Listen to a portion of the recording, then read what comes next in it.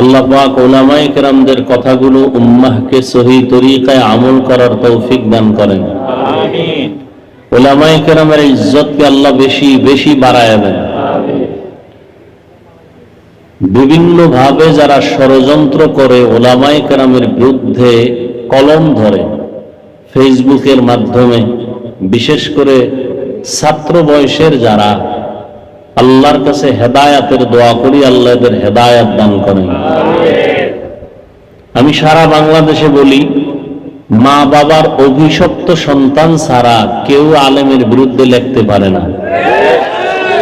যারা মা বাবার অভিশপ্ত সন্তান এরাই আলেম ওলামাদের বিরুদ্ধে ফেসবুকে লেখে।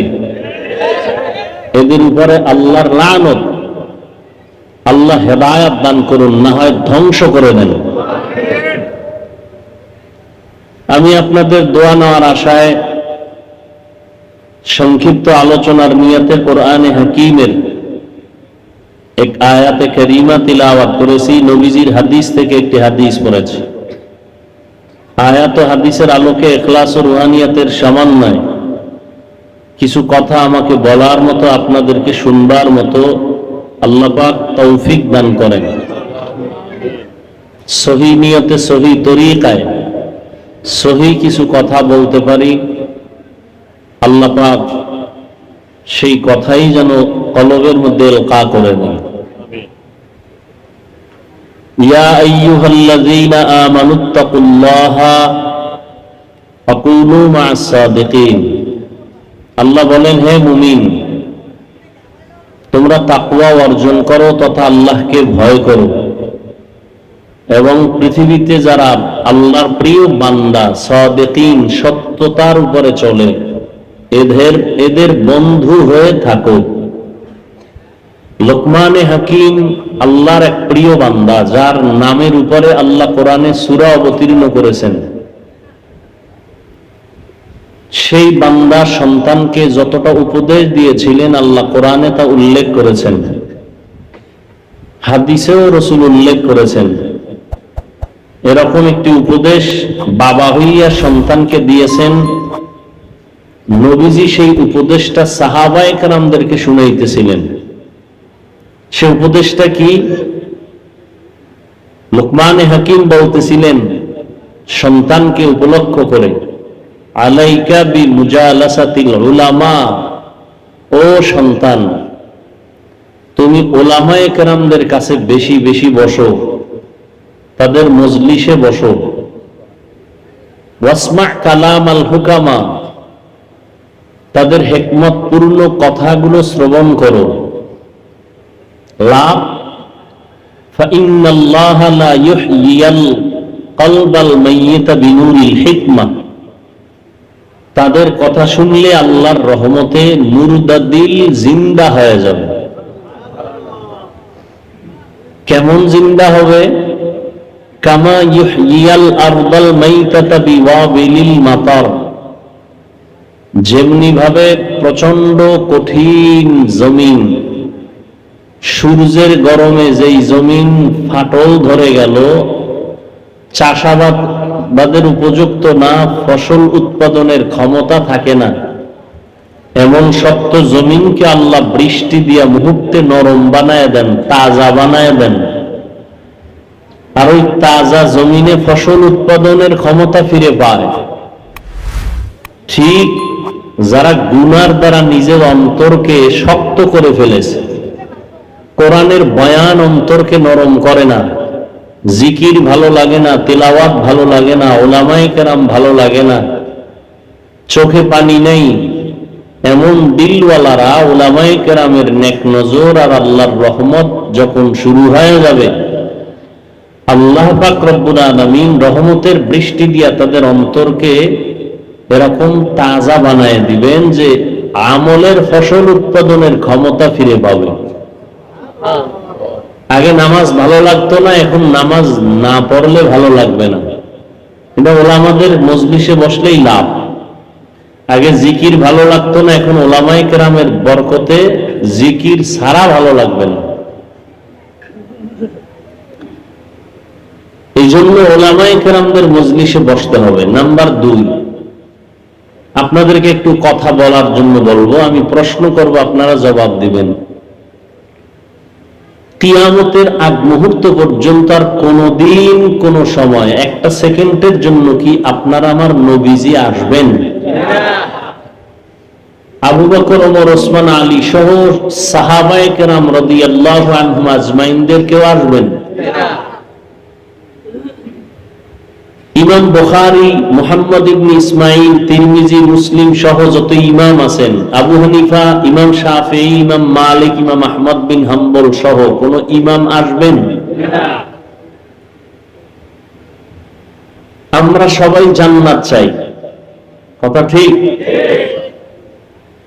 জান্নাত কিভাবে পাবো, ঠিকানা কোথায়, এ সব কিছু আছে কোরআন এবং হাদিসে, কথা ঠিক? এখন আপনি কোরআন শরীফ পড়তে জানেন না, আরবি বুঝেন না, হাদিসেরও আরবি পারেন না, এখন আপনি কি করবেন? কোরআন হাদিস জানতে হবে, বুঝতে হবে এবং জান্নাতের পথের ঠিকানা জেনে চলতে হবে। এখন আপনি করা উচিত, কি করা উচিত এই মুহূর্তে? নবী আসবে না, সাহাবায়ে কেরাম থাকবে না, আইম্মায়ে কেরাম আসবে না, আপনার এখন কি পথ আছে বলেন? আপনি কোরআন শরীফ নিজে নিজে পড়তে পারেন না, হাদিসও বুঝেন না, জান্নাতের পথ পাইতে হলে কোরআন হাদিস লাগবে না? লাগবে। আপনি বুঝেন না আরবি, আপনার জান্নাতের পথে আগানোর জন্য কি করবেন বলেন? সহজ কথাটা বলেন। ওলামায়ে কেরামের কাছে যেতে হবে, এই কথাটা মানেন? যারা মানে না তারা জাহান্নামী। বলেন, যারা মানে না তারা ভণ্ড, তারা বাতিল। এদের যারা ভণ্ড বলবে না তারাও ভণ্ড। আরো ক্লিয়ার করি, যারা বলে আমি শুধু কোরআন মানি, হাদিস মানি, ব্যক্তি মানি না, তারা ভণ্ড। যারা বলে আমরা কোরআন হাদিস মানি, কোন ইমাম মানি না, তারা ভণ্ড। যারা বলে আমি শুধু ইমাম আর কোরআন মানি, হাদিস মানি, আউলিয়া উলিয়া মানি না, আল্লাহর কসম তারা ভণ্ড। এদেরকে যারা ভণ্ড বলবে না ওরাও ভণ্ড। সন্দেহ যারা করবে আমার এই কথায় তারাও ভণ্ড। আল্লাহর কসম খায় বলে গেলাম, কোন বাবার বুকের সন্তানের পাটা শক্ত থাকলে দাঁড়াও। যারা বলে উলিয়া উলিয়া মানি না, ব্যক্তি মানি না, কোরআন মানি, হাদিস মানি, ভণ্ড ভণ্ড ভণ্ড। কোন সন্দেহ, কোন মাস্তান থাকলে দাঁড়াও।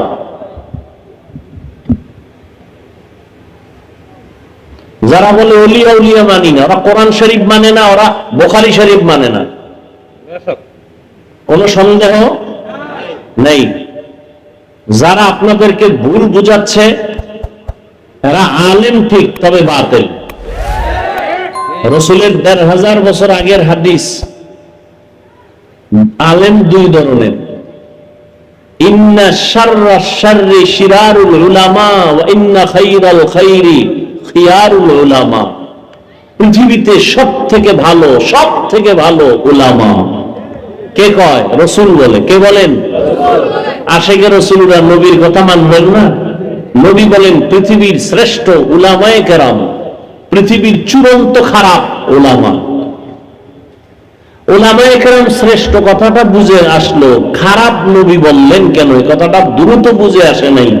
নবী ওলামাদেরকে এত উপরে উঠাইলেন, আবার নিচে নামাইলেন কেন? মানে ওলামারা এত খারাপ, এদের মতো আর খারাপ? বলে কেমন খারাপ? পান্তা ভাত খারাপ হইলেও খাওয়া যায়, বিরিয়ানি কথা হয় না, নষ্ট হইলেও আর। আলেম ভালো তো ভালো, ভালো তো ভালো, ভালো তো ভালো, কোনো সন্দেহ নাই, সন্দেহ নাই, সন্দেহ নাই। খারাপ হইলে বিরিয়ানির মতোই চূড়ান্ত খারাপ, পান্তা ভাতের মতো খারাপ। দামি যেহেতু খারাপ হইছে, এখন এর সাথে সম্পর্ক, এর সাথে চলাফেরার দ্বারা মানুষ দুনিয়াও ধ্বংস, আখেরাতও ধ্বংস। গাঞ্জাখোর মদখোরের নবী চূড়ান্ত খারাপ না বলে একজন উলামাকে খারাপ বললেন কেন? বেনামাজিরে নবী খারাপ না বলে আলেমকে খারাপ বললেন কেন? 1 কোটি বেনামাজি প্যান্ট শার্ট টাইওয়ালা কোরআনের ক্ষতি আর ইসলামের ক্ষতি যা না করতে পারে, এক টুপিওয়ালা তার থেকে বেশি করতে পারে।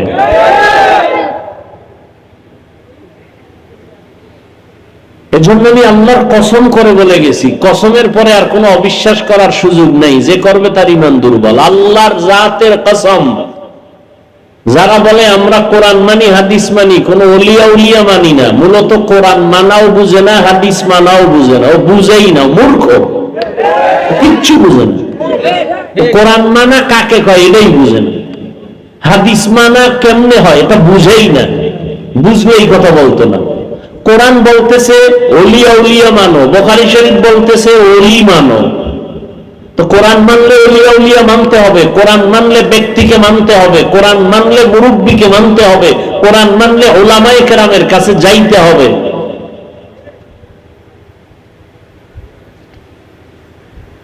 আল্লাহ বুঝার তৌফিক দান করেন। তাহলে আলেম ওলামা ছাড়া এখন জান্নাতের পথ দেখানেওয়ালা আর কেউ আছে?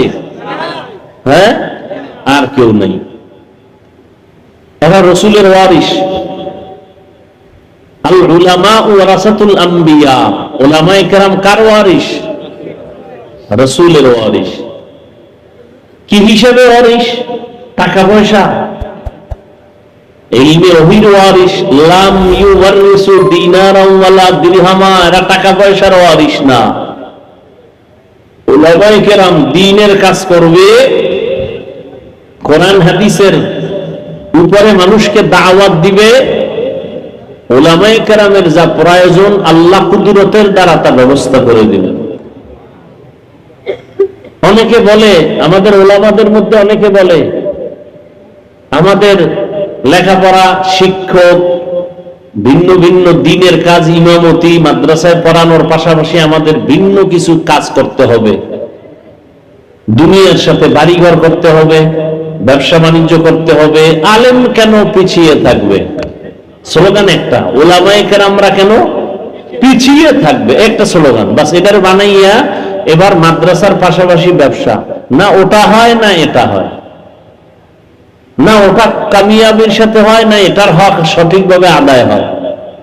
অথচ আলেম কেন আল্লাহ বানাইছেন? ডাক্তার সাহেব, ডাক্তারের কাম কি? গরুর চামড়া খোলা? না না। ডাক্তার বিশেষ সমাজসেবক, স্বনামধন্য ডাক্তার। ডাক্তারের কাজ কি? অসুস্থ মানুষকে সুস্থতার চিকিৎসা করা। ইঞ্জিনিয়ার সাহেবের কাজ কি? বিল্ডিং ভেঙে ফেলা না ডিজাইন করে দেওয়া? প্রত্যেকের যেমন ডেজিগনেশন আছে, ওই ডেজিগনেশনের কাজও আছে। কি ঘটক, এলাকার কি ঘটকের কাম কি? বিয়া ভেঙে দেওয়া। বুঝেন, খুব বুঝেন তো। আলেম, মাওলানা, মাওলানা কাকে বলে? আলেম কাকে বলে? তাই আপনি যে মাওলানা সার্টিফিকেট কি? রসুলের যুগে কিসের সার্টিফিকেট ছিল? রসুলের যুগে কে মাওলানা, মুফতি, মুহাদ্দিস সবাই ছিল। সাহাবায়ে কেরামদের মধ্যে মুহাদ্দিস ছিলেন, মুফাসসির ছিলেন, মাওলানা ছিলেন, সব ছিলেন। কোন সনদ ছিল না, সার্টিফিকেট ছিল না। আর এখন ইমামতির লেগে সার্টিফিকেট কই? আপনি মাওলানা নাকি সার্টিফিকেট দেন? সার্টিফিকেট থাকলেই মাওলানা, না থাকলে সে মাওলানা না। মাওলানা কাকে বলে? যেই বান্দা কোরআন হাদিসের ইলমের দ্বারা আল্লাহকে চিনতে পারে না, গুনাহ ছাড়তে পারে না, তাকে আলেম বলা জায়েজ নাই। সে আলেম না, আল্লাহর আদালতে আলেম না, মাওলানা না। সার্টিফিকেট থাক আর না থাকো ও নিয়ে কোনো টেনশন নেই। কোরআন হাদিসের ইলম থাকবে, সে ব্যক্তি আল্লাহকে চিনবে না, গুনাহ ছাড়তে পারবে না, সে আলেম হতে পারে না, সে কোরআন হাদিসের জাননেওয়ালা হতে পারে না। তাহলে আলেম, এদের কাজ কি? আল্লাহ বলেন ওয়া জাআলনা মিনহুম আইম্মাতান ইয়াহদুনা বিআমরিনা। আল্লাহ পাক উলামায়ে কেরামদের দায়িত্ব দিয়ে দিবেন, উম্মতকে শুধু হেদায়েতের দাওয়াত দিবেন, মানুষকে হেদায়েতের পথে ডাকবেন। এটা মূল কাজ, এটা আসল কাজ। মাধ্যম হতে পারে দাওয়াত, মাধ্যম হতে পারে তাবলীগ, মাধ্যম হতে পারে পীর মুরিদি, মাধ্যম হতে পারে মাদ্রাসা, মাধ্যম হতে পারে ওয়াজ মাহফিল, মাধ্যম হতে পারে লেখা। টার্গেট একটা, মাকসাদ একটা, হেদায়েতের পথ দেখানো। মানুষ যেন জান্নাতের পথ খুঁজে পায়। আর আমার বক্তব্যের দ্বারা যদি মানুষ দিন থেকে দূরে যায়। নাই হুজুরের কথায় নামাজ রোজা যা করছিলাম সব বরবাদ, নামাজই গড়ুন না। তাহলে মাকসাদ থেকে সে ছুটে গেল।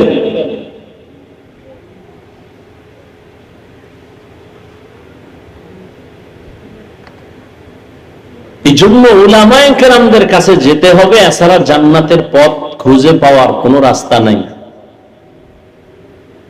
বর্তমানে মানামানির তুলনায় তিনটা দল হয়ে গেছে আমার দেশে।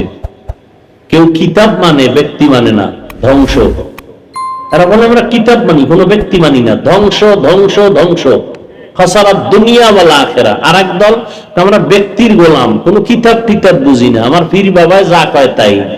এরাও ধ্বংস, খাসারাত দুনিয়া ওয়াল আখিরা। যারা শুধু কিতাব মানে, ব্যক্তি মানে না, ধ্বংস। যারা শুধু ব্যক্তি মানে, কিতাব মানে না, ধ্বংস। যারা দোনোটা মানে, তারা হক। দেখেন তো আমাদের দেশে কিছু মানুষ আছে, এরা শুধু ব্যক্তিকে মানে, পীরকে মানে, আছে না নেই? ভাই কোরআনে কি আছে তা বাপও জানে না, আমিও জানি না, আমার পীর সাহেব যা কয় তাই। হক না বাতিল? এরা সঠিক পথে আছে কেউ? মনে চাইলে বিড়ি টানে, মনে চাইলে গাঞ্জা টানে, মনে চাইলে গান গায়, মনে চাইলে ল্যাংটার দরবারে যায়, বিভিন্ন ভাবে উল্টা পাল্টা চলে, আছে না নাই? আমি দেখছেন আমি কত কঠিন ভাবে বলছি, আমার জানা নাই বাংলাদেশে এরকম কঠিন ভাবে ওয়াজের প্যান্ডেলে কেউ বলে কিনা। একটু আগে কসম খায় বলছি, যারা ওলিয়া উলিয়া মানে না, এরা হক না বাতিল? কিন্তু ওলিয়া উলিয়া মানার মানে কি? কোরআন হাদিস বাদ দিয়া পীর সাহেব যা কয় তাই। এই যারা কিতাব ছাড়া শুধু ব্যক্তির গোলামি করে, এরা হক না বাতিল? এরা দুনিয়াও ধ্বংস, পরকালও। যারা কিতাব কোরআন হাদিস ছাড়া শুধু ব্যক্তি মানে, এরাও। আর যারা কোরআনও মানে, হাদিসও মানে, ব্যক্তিও মানে, এরা হক। আমরা কোরআন মানি, হাদিস মানি, আবু হানিফাকেও মানি। আমরা কোরআন মানি, হাদিস মানি, তাবলীগ মানি। আমরা কোরআন মানি, হাদিস মানি, পীর মুরিদি মানি। আমরা কোরআন মানি, হাদিস মানি, আমরা দেওবন্দীদেরকে মানি। ততক্ষণ কোরআন হাদিস অনুযায়ী তারা চলবেন, যতক্ষণ। ভেজাল আছে? কোন ঝামেলা আছে? পীর সাহেবরে যদি দেখি কোরআন হাদিস অনুযায়ী নাই, আমিও নাই। কি? কিন্তু কোরআন শিখলাম কার থেকে? হাদিস শিখলাম কার থেকে? আমলের লাইনে আসলাম কার মাধ্যমে? সেই পীরের মাধ্যমে, সে আলেমের মাধ্যমে, সেই ওস্তাদের মাধ্যমে। জানছি সব ঠিক, এটা বেঠিক সব কিছু জানার পরে এখন দুনিয়ার লোভ আছে না নাই? আমার মধ্যেও আছে, আপনার মধ্যেও। আল্লাহ না করুন, লোভে পড়ে গেলে মানুষ ভালোর থেকে খারাপ হয় না? হয় না? এখন যদি পীর সাহেব লোভে বইরা এতদিন যেটাকে হক বলছিল এখন আর হক বলে না, তাহলে আর পীরকে মানা যাবে না। এবার আমি বাংলা ওয়াজ করি, কিন্তু পেঁচ গোছের কথা কম বলি, আপনারা সহজভাবে বুঝতে পারেন এই কথাই বেশি বলি। এখানে এতগুলো মানুষ, আল্লাহকে সাক্ষী রেখে বলেন তো, আমাকে বলবেন, সঠিকটা বলবেন। তাবলীগের কারণে, খুব খেয়াল করেন, তাবলীগের মাধ্যমে আমার দেশের মুসলমান আর ইসলামের কি পরিমাণ ক্ষতি হয়েছে বলেন তো? সত্য কথাটা বলেন। হয় নাই? নাম্বার 2, উজানি, চরমনাই, বাহাদুরপুর, নানুপুর সহ যারা পীরের লাইনে হক ভণ্ড না, এদের দ্বারা আমার দেশের ইসলাম ও মুসলমানের কি ক্ষতি হয়েছে বলেন? হয় নাই?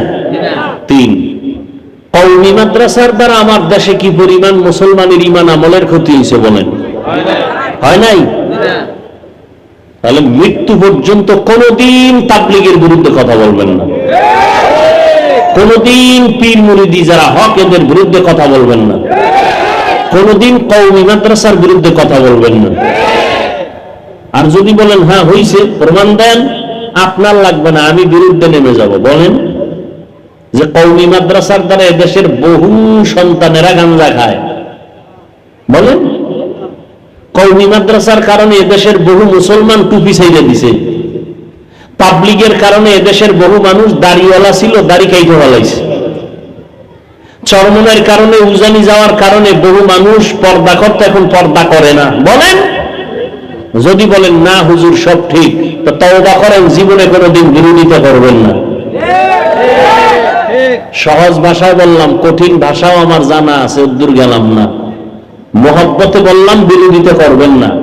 আর যদি মাস্তান মাস্তান ভাব থাকে তো তারিখ দিয়ে আমার সাথে আইসেন, দেখি আপনার কত মাস্তানি আছে ভেতরে। মহব্বতে বলছি, মহব্বতে। আল্লাহ সবাইকে কবুল করেন। পাবলিকের মধ্যে দুইটা পাঠ হয়ে গেছে না? দুই পাঠ হয়েছে না? এর দ্বারা কি তাবলিগের কাজ বন্ধ হয়েছে? আমার তো ধারণা আরো বাড়ছে। কি বাড়ে নাই? অনেক বাড়ছে। সাদ সাহেবের লাইনে যারা দাওয়াত দেয়, এরা কি বলে, তোমরা দাওয়াতের এতদিন তো তোমরা বিড়ি টানো না, মাঝে মাঝে বিড়ি ওঠেন। কেউ বলে? সবাই বলে নামাজ পড়ো, রোজা রাখো, পর্দা করো। সবার আওয়াজ কি? সরমনাই ওয়ালারা কি বলে যে আমার বাবার নামে জিকির করো, বলে। উজানিওয়ালারা কি বলে যে ইব্রাহিম কারি সাহেবের নামে তোমরা নামাজ পড়ো। সবার আওয়াজ কি? দাঁড়িয়ে রাখো, টুপি পড়ো, নামাজ পড়ো, মা বাবার খেদমত করো। তাহলে এই কথা কি সরমনাইর, উজানির না মদিনা? সমস্যা কি? বিরোধিতা কেন? আপনি 8 রাকাত তারাবি পড়ছেন, খুব বেবি ইমান আপনার। আমরা 20 রাকাত পড়ছি, ঠিক না? আচ্ছা, আমরা 20 রাকাত পড়ার পরে আপনি 8 রাকাত ওয়ালারে গালি দিছি, কাফের বলছি, তাহলে আমরা 20 রাকাত ওয়ালাদের দিকে বাঁকা নজরে তাকান কেন? কি আপনার তাকওয়া বেশি না হিংসা বেশি? আপনি বুকে হাত বাঁধেন, আমরা নাবির নিচে বাঁধি। কই আপনার সাথে কোনোদিন গালি দিছি, কাফের বলছি? আপনি আমার নাবির হাত নিয়ে টানাটানি করেন কেন? আমি 5 কল্লি টুপি মাথায় দিছি, কওমি মাদ্রাসায় পড়ছি, আমি আলিয়ার বিরুদ্ধে, স্কুল কলেজের বিরুদ্ধে বলছি, বলেন? আপনি কওমির বিরুদ্ধে বলেন কেন? আমি আমিন বলি আস্তে, আপনি বলেন ওয়ালাদ-দাল্লিনের পরে আমিন বলেন জোরে। সমস্যা কি? আমি গালি দেই না, আপনি কেন আমাকে একটু মনে মনে দূরে মনে করেন? কি বিষয়টা কি? কি চান আপনি? কি চান? জান্নাতে শুধু আপনারা যাবেন আর কেউ যাবে না, এটা চান? এটা কি রাসূলের আদর্শ? যদি মনে করেন আমরা ভুলে আছি, বুঝায় দেন। আর যদি মনে করেন আপনি ভুলে আছেন, সংশোধন হয়ে যান। মাইকে এখানে দূরত্ব আর গালাগালি আর উল্টা পাল্টা কথা, এর দ্বারা শেষ ফল ইসলামের লাভ কি? এই যে বিরোধিতা আমরা মুসলমানেরা নিজেরা করি, ইসলামের লাভ কি? এই যুবক, ক্লাস 5-এ পড়ে, মাদ্রাসায় পড়লে কাফিয়া শরহে বেকায় বা দাখিল পড়ে। একজন বড় আলেম বাংলাদেশেরও ফেসবুকে লিখে দিছে অমুক দলের দালাল, লেখছে কে? ক্লাস 5-এর ছেলে। ওরে কানে ধরে যদি বলি দালাল কারে কয় বুঝো? তুই যে একজন আলেমকে দালাল বানাই দিলি, মানেটা কি? কোন আলেম যদি আওয়ামী লীগের কাছে যায় দালাল, কোন আলেম যদি বিএনপির কাছে যায় দালাল, কি বুঝো কি তুই দালালের? একজন আলেমের বিরুদ্ধে কলম ধরার দুঃসাহস তোকে কে দিয়েছে? এই বেয়াদবি কই শিখছো? তোর কপালে আল্লাহর লানত।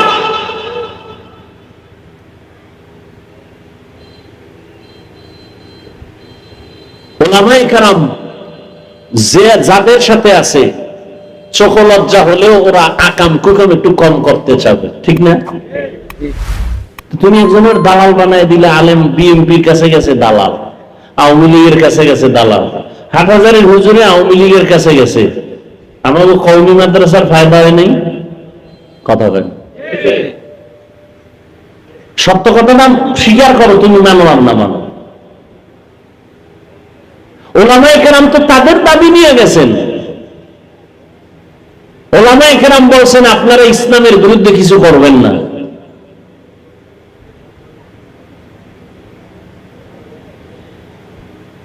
অথচ একটা বাচ্চা ক্লাস 5-এ পড়ে, 6-এ পড়ে, আলেমের বিরুদ্ধে ফেসবুকে ফট করে লিখে দিল দালাল। একজন আলেমের বিরুদ্ধে মন্তব্য করে ফেলল।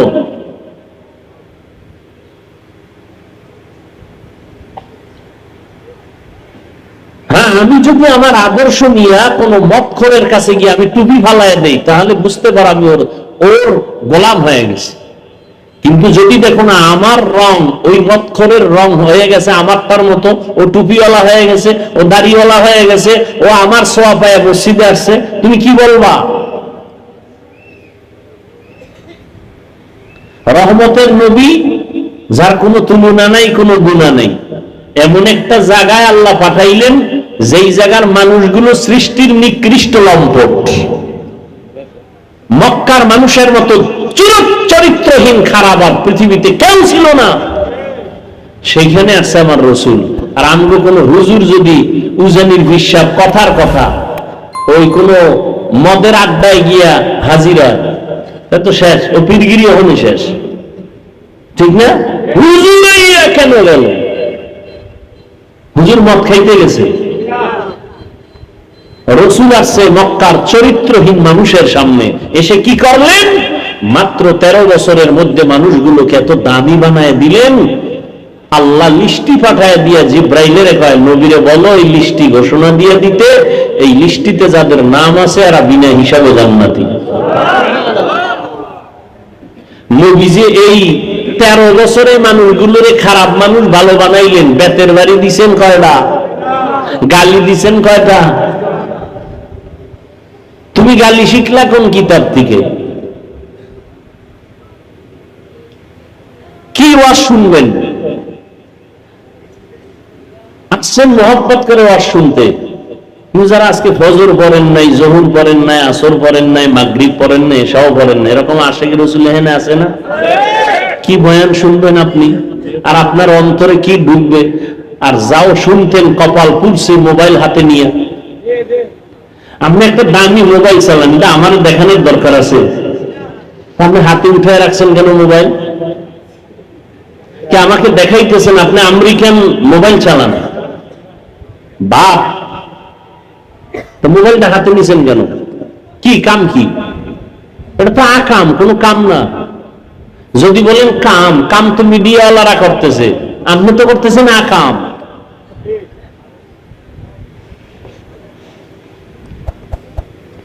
এই যুবকেরা বল, সত্য কথা বল, তুই এই 200 হাত দূরে বসে রেকর্ড করো, রেকর্ড সুন্দর হইব? সত্য কথাটা বল। যুবকেরা বল, রেকর্ড সুন্দর হবে? ছবি তুলতেছ, ছবি ভালো আসবে? তোর কামটা করে কারা? আর তুই করো আকাম। তুই দেখাও আমার মোবাইলওয়ালা, মোনাজাতের পরে দেখবি নাই জিনেরা নিয়ে যায়। মোবাইল যদি নিয়ে যায় তা আমও গেল, আকামের ফলাফল অপেক্ষায় থাক।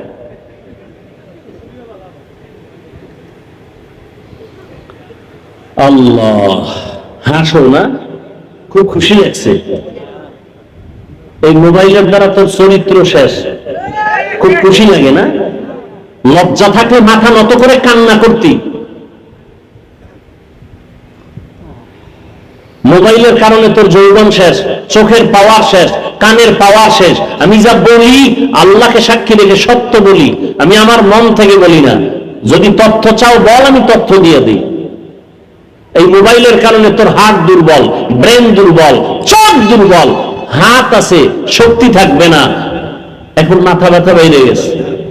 আর এই মোবাইল করতে করতে কিছু যুবক তো ল্যাংটা পাগলই হয়ে গেছে। কি ফ্রি ফায়ার গেমস খেলে পাগল হয় নাই? সত্য কথা স্বীকার করো, হয় নাই? তুইও পাগল হবি, তারিখটা কবে?